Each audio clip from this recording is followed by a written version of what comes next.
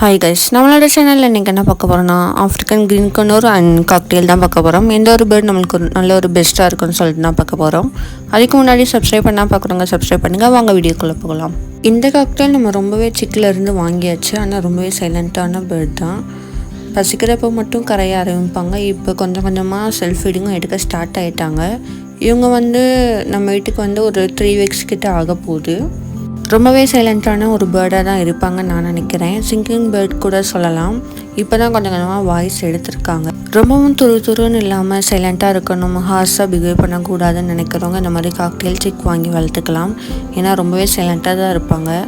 அப்பப்போ மட்டும் சவுண்டு போடுவாங்க. ஆனால் நம்ம க்ரீன் கனூர் அப்படி இல்லை. வந்த 2 days ரொம்பவே சைலண்ட்டாக தான் இருந்தாங்க. இந்த மாதிரி ஸ்டேஜில் தான் நம்ம வீட்டுக்கு வந்தாங்க. இவங்க ஒரு 3 வீக்ஸ் கிட்ட தான் ஆக போகுது. வந்த 2 daysலேயே அவங்க சேட்டையெல்லாம் ஸ்டார்ட் பண்ணிட்டாங்க. சவுண்டெல்லாம் ரொம்பவே பயங்கரமாக இருக்கும். ஆனால் ஈஸியாகவே ஃப்ரெண்ட்லியாக பழக ஸ்டார்ட் பண்ணிட்டாங்க. நம்ம காக்டெயிலை விட க்ரீன் கனூர் ரொம்பவே துருன்னு ஆக்டிவாக இருப்பாங்க. ஃபஸ்ட்டு புதுசுனால கடிக்க ஸ்டார்ட் பண்ணாங்க. அப்போ போக போக சரியாயிட்டாங்க, கடிக்கலை. நம்ம க்ரீன் கலர் ரொம்பவே சீக்கிரமாக ஃப்ரெண்ட்லியாக அட்டாச் ஆகிட்டாங்க. வந்த 2 days கேஜுக்குள்ளே தான் இருப்பாங்க. மூஞ்சியை திருப்பிக்கிடுவாங்க, யார்கிட்டையுமே வரமாட்டாங்க. அப்புறம் பழகுனதும் எப்படா கேஜை திறப்பீங்க, வெளியே வரலான்னு தான் பார்ப்பாங்க. ஒரு ஆக்டிவ்ஸ்க்கும் பார்க்க ரொம்பவே க்யூட்டாக இருக்கும். இப்போ கூட அந்த சீட்ஸை தான் ஏதோ கையில் பிடிச்சி சாப்பிட்றா, பார்க்கவே ரொம்ப அழகாக இருக்குது. நம்மளோட காக்டெயில் இப்போ தான் கொஞ்சம் கொஞ்சமாக க்ரோத் ஆகிட்டு வராங்க. ஒருவேளை நல்லா அவங்களுக்கு ஃபேஸ்லாம் தெரிஞ்சதும் நல்லா அட்டாச் ஆகிக்கிறவாங்கன்னு நினைக்கிறேன். ஆனால் இப்போவே கொஞ்சம் கொஞ்சமாக சவுண்ட் போட ஸ்டார்ட் பண்ணிட்டாங்க. ஃபேஸ் எல்லாம் பார்த்துட்டு ரொம்பவும் சவுண்டாக மிமிக்ரி பண்ணுற மாதிரி ஆக்டிவாக துருன்னு இருக்கணும்னா நீங்கள் கண்டிப்பாக க்ரீன் கனூர் சூஸ் பண்ணலாம். ரொம்பவே சீக்கிரமாக ஃப்ரெண்ட்லியாக அட்டாச் ஆகிடுவாங்க.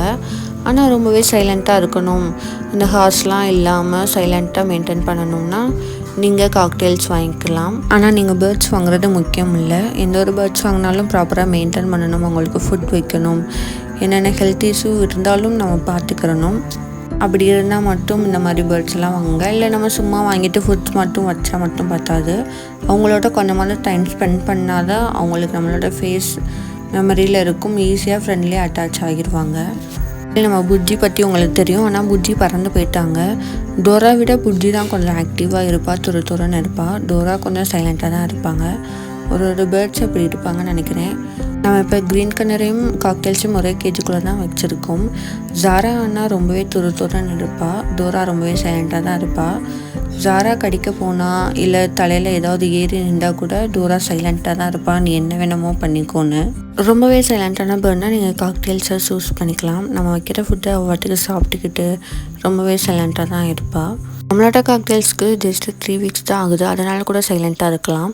இனிமேல் நல்லா க்ரோத் ஆகிட்டான்னா அவங்களும் துருன்னு இருப்பாங்கன்னு நினைக்கிறேன். அவங்களுக்கு தெரிஞ்சால் கமெண்ட் பண்ணுங்கள்.